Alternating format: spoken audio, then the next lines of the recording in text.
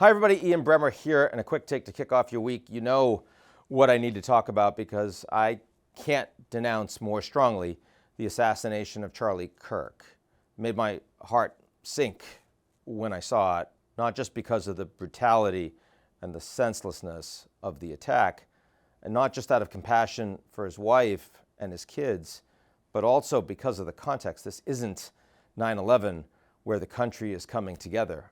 This assassination is going to make things in the United States, in a deeply dysfunctional and increasingly illegitimate political system, much, much worse.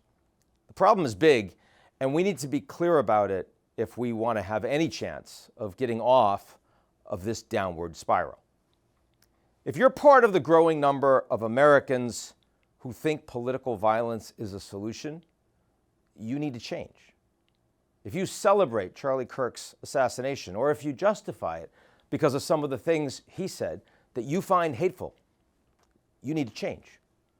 If you jump to conclusions on who is responsible or what his motivation is, if you're hoping the shooter came from the other side, whatever that means, you need to change.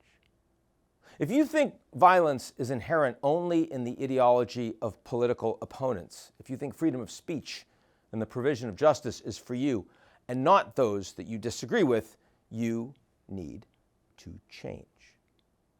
Americans, we must learn from people we disagree with and not demonize them. The United States needs to learn from countries too. The U.S. is the world's strongest economy. Europe needs to learn competitiveness from the United States. But the U.S. needs to learn from other countries about representative democracy, about civil society, about respect, about compassion, about leadership. We need to understand that the only people who benefit from these attacks are the ones that want to destroy the American system. Those that want to use the violence to create a one-party system. Those that want anarchy. And the external enemies of the United States and what the United States stands for.